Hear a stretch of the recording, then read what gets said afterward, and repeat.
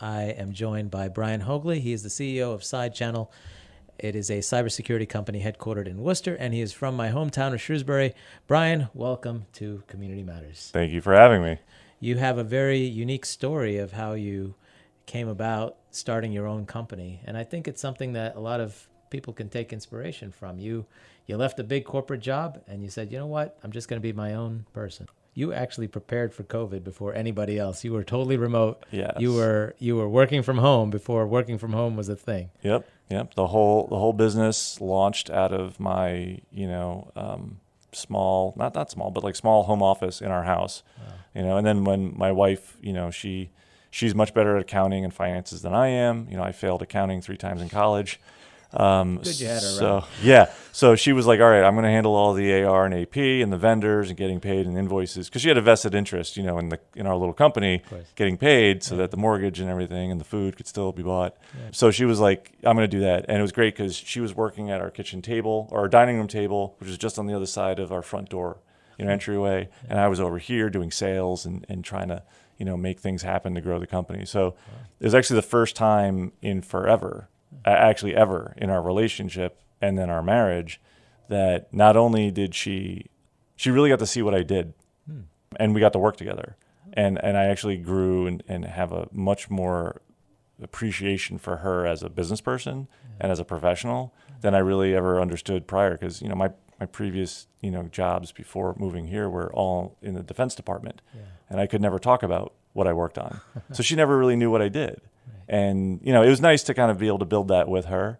And then we grew to a point in 2022 that we were actually doing so well that she was like, this is beyond my capabilities. You need a professional, CFO and finance and everything. And she was like, now's the right time to step away. She didn't really want to be responsible for, like, we had hit 5 million in revenue. Nice. And she was like, this is probably the point where you need somebody who's more professional, more trained and skilled. Yeah. And she was just like, this seems like a little much for me. And I was like, that's fine. Let's do that and let's change it up. So it's almost like your business helped grow your relationship. Oh, it definitely did. I mean, to this day, when, either had a hard day or, talking through, what I'm thinking about, what we want to do for the company, she still has so much insight into how we're structured, what we do, what we're capable of, that she gives me some of the best advice about things I'm wrestling with. Like, where do I want to go? Who do I want to partner with? What deals do we want to take or not take? And she has that great insight because she lived it, for a couple of years, which I just really value. So that's really great. Wow. Yeah. You give new meaning to the word family business. It's right. You start out real, like straight out of your home office. You got your wife working on it, and you really turned it into a nice company. Yeah. No, we love it. We have about 50 total people now. Nice. We took the company public in 2022. I did an acquisition of this other company that was kind of failing, and I took some things out of them and some people, and we were able to kind of grow what we're doing now. Nice. We're still remotely native. I have an office here in Worcester on Main Street in the Armsby building, which is a phenomenal building. It's got the Armsby Abbey downstairs. Sherry and Alex run that. It's a phenomenal bar with a great clientele. But we're on the 4th floor. It just that building is one of the oldest brick buildings in Worcester. Oh. It just has a lot of character, and I wanted us to have it. But it's just me, my admin, and that's it. And we have our accountant who lives in Worcester, but she doesn't even work at the office. She works, wherever. Yeah. And everybody else is all across the U.S. and Canada. Wow. And we've operated that way forever. Our head of sales is in Philly. Our CTO is in Chicago. Our CFO is in California. Wow. And, again, it's allowed me to kind of cherry pick the best people to work with us and for us. And I don't have to ask them to uproot or change their lives, because most of the people working with us are, 40s, 50s. They're established in their community, in their church, their house, their kids are, either it's a lot to rip somebody away to ask them to move. Right. And having been somebody, I think I can point back to why I did this. I moved a lot as a kid, and I love my parents and I love the places, every place I've ever lived, but moving's hard. Yeah. I moved right before 6th grade. Oh. And then, right after high school. And those are really hard times to move as a kid. And then I moved a lot even when I was younger. Mm-hmm. So I know what when a parent has that type of responsibility or that opportunity, that it's good for the family for them to take it, but what's the impact on the rest of the family? Mm-hmm. And while mom and dads, might think about that, or they weigh that, at the end, they're still thinking about, well, we can make more money, we can have a better life, and the kids will understand that. You don't actually understand that when you're in 5th grade, right? Right. All you realize is you're losing all your friends, like the places you're used to, your room. And so anyway, when I thought about just what we're doing with SideChannel, I was like, I don't ever want to put any of my employees or somebody I want to come work here in that position. Nice. And I think it's just fostered a really good, culture. And I don't throw that word around loosely, I think, people do not quit SideChannel. Yeah. We've got a lot of people that want to work for our company, and we'd love to hire them all, but we can't, and we just don't have people leaving. Yeah, it's been an interesting journey. Wow, that's really cool. A very interesting philosophy.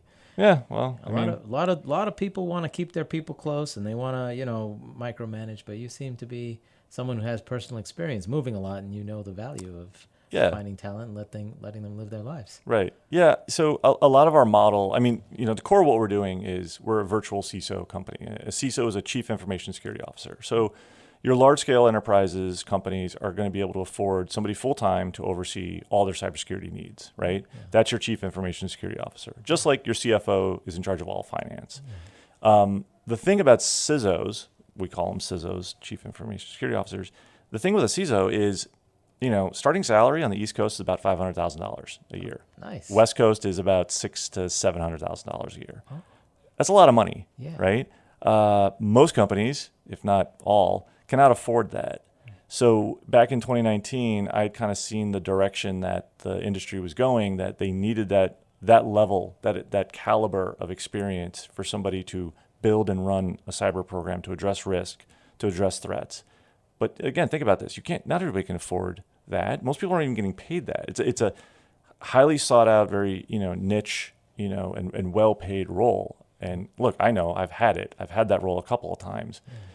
But with everybody else not being able to really afford that, right? There's 500 companies in the Fortune 500. Okay. Those groups, they can afford that role full time. There's 9 million companies in the United States. So I was like, well, how do we fractionalize or virtualize that concept and bring it into the market?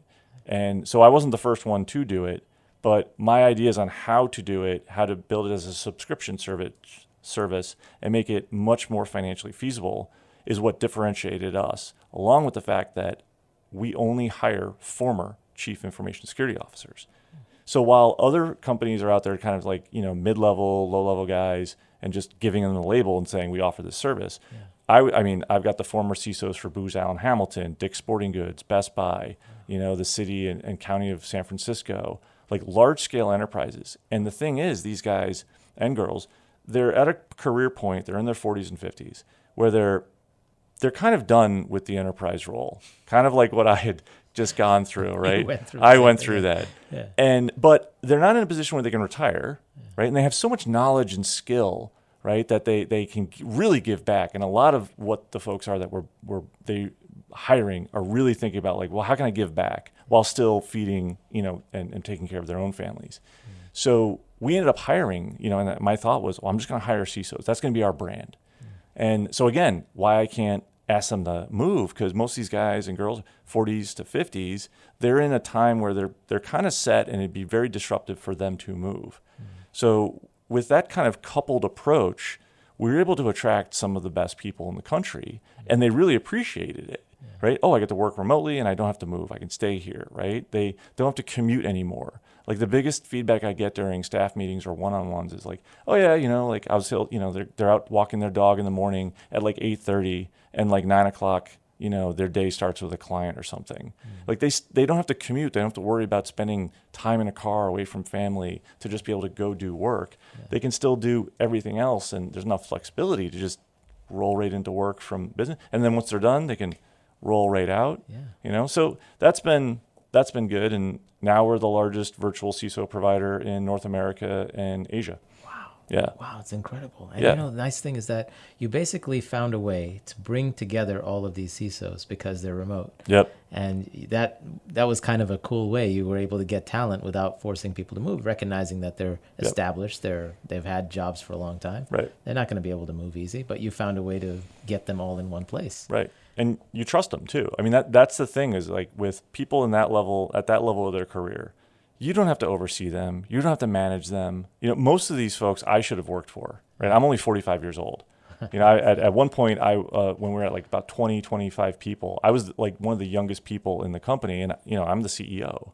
And so you put a lot of trust in your workforce because they've commanded it, they've earned it, and therefore you have a lower level of a need for management, right? So I don't need this middle management group really. And it allows you to really kind of foster a big culture of trust and responsibility. And everyone does it really well. And they actually do, I think, better than when they are overseen. And we kind of matured that into the need for lower level resources, right? Engineers, architects, people who weren't at this, like the highest level of security work, folks who were more junior, right? And we started inviting them in because that's the type of work we start doing, and they see this and they actually adopt it. So now it's like we're breeding this just like trust and flexibility inside of a company. And I think a lot of the team is like, they're kind of going to get spoiled if they ever leave here and go to a bigger corporation where they're like, why do I have to meet with, like they're going to just, it's going to be different. But that's who we are. And I'm not thinking about where they're going to go because honestly, the way we're growing, we need more people. And none of them are like itching to leave because they just truly enjoy the benefits, the work that they're doing, the exposure. I mean, the younger guys that we're hiring are, in their 20s, they're men and women, they're in their 20s, college graduates, and they're able to work at 5 or 6 different clients, work underneath maybe 3 to 5 different CISOs. So they're getting this experience and this insight that they would never, ever get if they worked at a larger enterprise. And I mean, that's the thing that those guys and girls are like, why would I leave here? I have these great mentors. I'm seeing how large-scale security programs get put into action, and this is the field I want to be in. So it's been really fun to just kind of like, you just like let things go and just let it happen. You set some basic guardrails, and it's amazing what people can do when you just give them a little bit of freedom. It's like, it's a long, long way away from my days in the federal government where like freedom is the opposite. Yeah, everything was just like, is very strict and over, and I get to some degree why that's needed, but I was like, you got to let me figure some stuff out and like, let me, make some mistakes, and you have to have some room. So yeah, I just didn't want that. I wanted the kind of company that allowed people to have breathing room. You didn't put in all these acronyms that nobody understands, like they do in the federal government for every small thing. Yeah, my boss, I remember my boss when I first moved here to Worcester, working for the Hanover, he really wanted somebody with military background and everything to be the chief information security officer there. And I was the Hanover's first CISO. And, I had to break the habit of talking in acronyms because it wasn't just like you're spelling it out. Like you talk in acronyms. And he was just like, Brian, we can't do that. You can't do that. So like, it took me a year.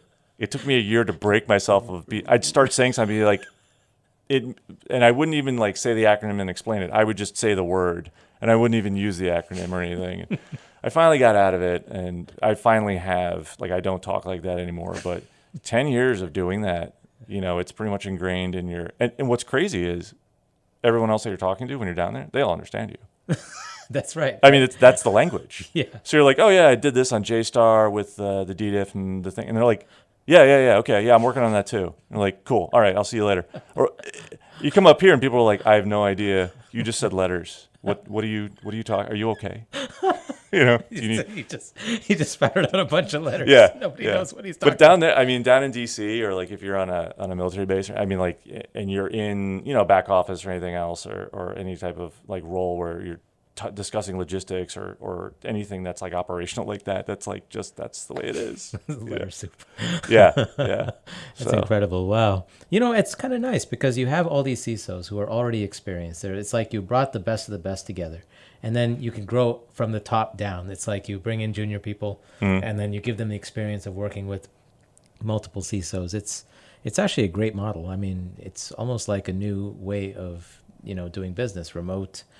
Top people, and you're kind of fractionalizing the role so that smaller companies can access it. It's kind of cool. Yeah, I appreciate that. There's a huge need for this, and by no means are we the only player. We are the largest, but we are not the only player.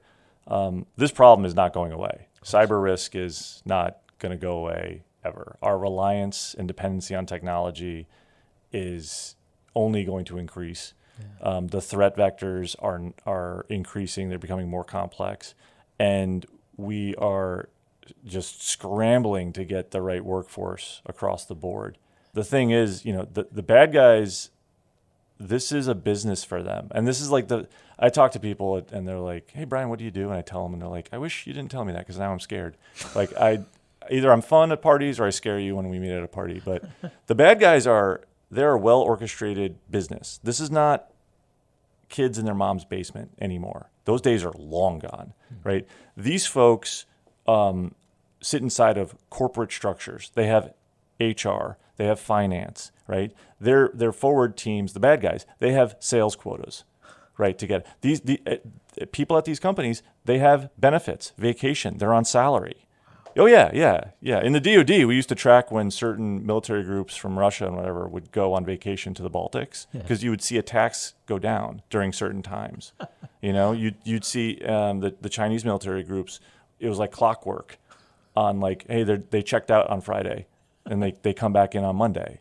Like you could see this. And this is still happening with the criminal groups and everything else. So the thing that businesses need to understand, because I meet people that are like, oh, do I really have to worry about cyber? Do I have to really do something? Like, yes. Are you connected to the internet? Then yes. Yeah. Yes, you do. You have the other side is treating this like there's an ROI for them. Their business is to get into your business, whether it's to ransomware you and hold you captive and extort you for money, whether it's to somehow slipstream into your email communications and divert wire or funding to another location, or to just disrupt your application and take you down or use you as a jumping off point to their real target, maybe somebody that you're a vendor to or a client of yours. Again, think ROI. If the bigger guys have spent a lot of money securing themselves because they can afford to, and the smaller guy is a vendor to that bigger guy, and that vendor hasn't spent enough money, the easiest way to get into the big guy is through the little guy. Yeah. And that happens, it's supply chain hacks. It happens more than people know. Law offices are usually the easiest thing to get through. Yep. Tech platforms, they generally don't spend money on security first. We've got threat feeds where we just watch, who gets hit with ransomware, different attacks, because this stuff becomes public. Because the underground, the dark the dark net in those community, they brag about all this stuff and they put it out there so they can resell accesses. So you can see who gets hit. And it's amazing. Like, oh wow, look at all these law firms. Look at all these small financial institutions, these construction companies, and all these places that unfortunately aren't in a position to be able to spend correctly on their own security are in a bad spot because they're the easy pickings, and they're the ones who are going to pay more than the Fortune 500 who have $1 million budgets to secure themselves. That's why you don't see like the big companies getting hacked as much as the little companies. But what's worse is no one's talking about the fact that all these little companies are getting hacked. Right. And that makes it not real for a lot of folks. Yeah. People are like, oh, well, I don't hear about it, so therefore it must not be happening. Well, trust me, it's happening. Yeah. I mean, I could show you by day across the country or the world, lists of who got attacked and is ransomware that day. Wow. From school, town, small business, nonprofits, the whole gamut. Incredible. It's unfortunately, like I kind of joke, I'm like, I will unfortunately have a job for the rest of my life probably, because no one seems to be rushing quickly to like solve this. We're not taking out the bad guys on the other side of the ocean. We're not putting in place any kind of national level defense. Yeah.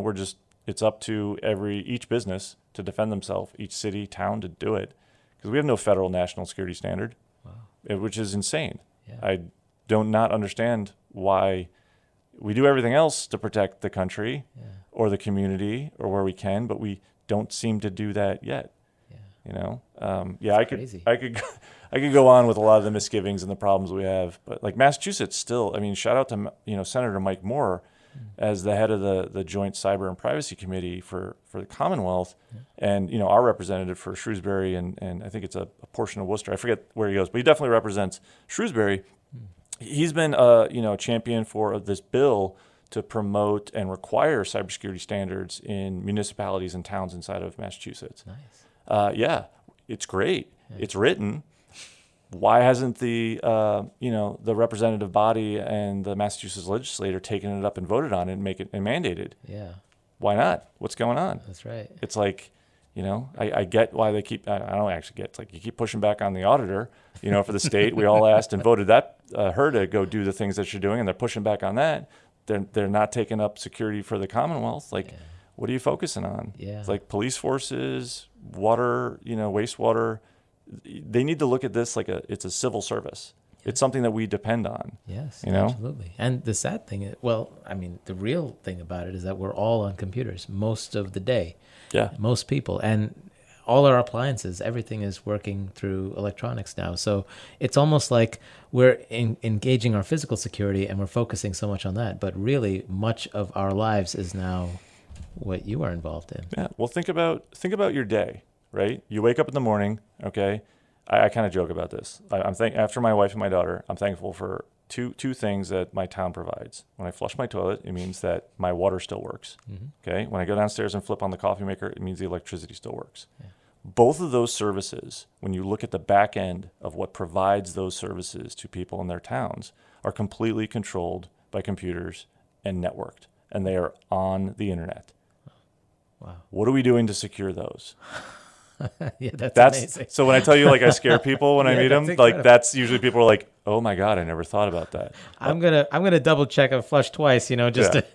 But think about most, if not all, of our civil services aren't on levers and pulleys anymore. We've stepped away from analog control. We are on total digital control. There are manufacturers that build systems that are accessible by cellular so that they can continue to operate and update and do stuff, but they're vulnerable. Yeah. There's a whole program called Shodan that's online. It's free to use. It's been a staple of the cybersecurity community for years. And you can go on and look at, hey, I can access this water pump in Ohio. Yeah. I could turn off the water to this town.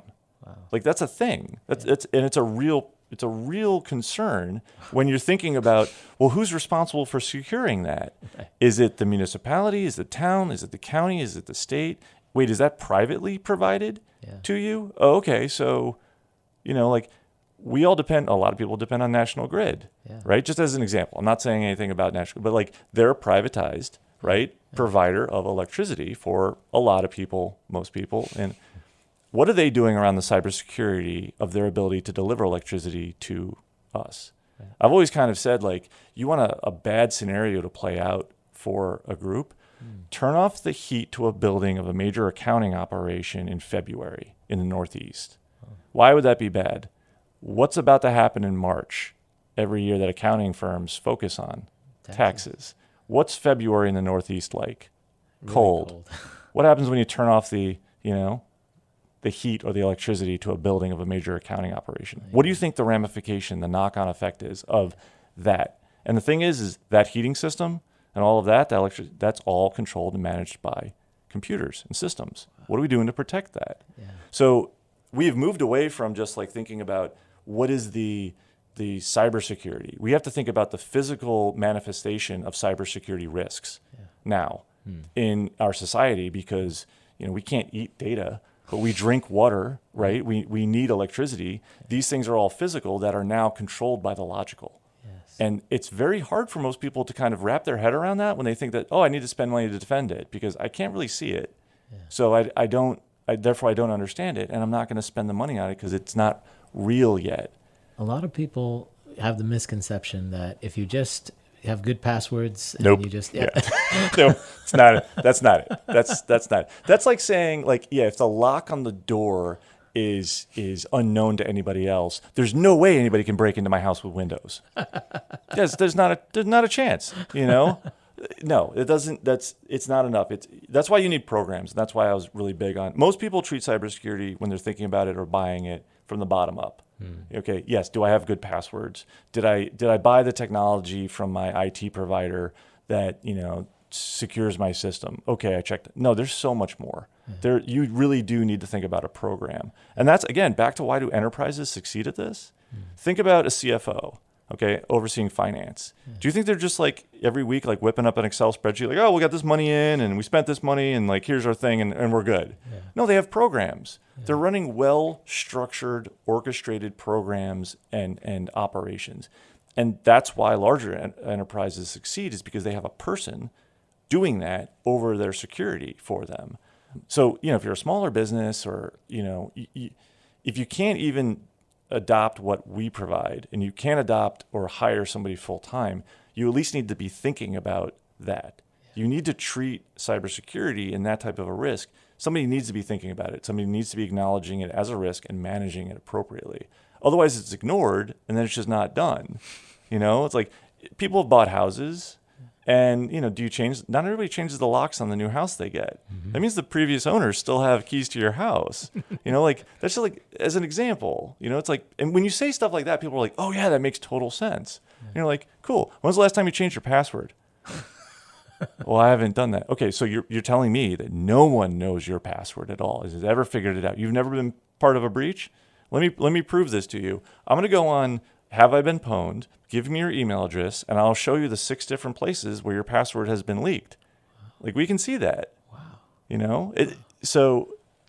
Change your password. It's like there's so many things that people just like, oh, it's fine, I'm fine. It's like, and I'm not trying to be the sky is falling, because I can point to all the billions of dollars that are sitting in the coffers of the bad guys or the businesses that have been disrupted.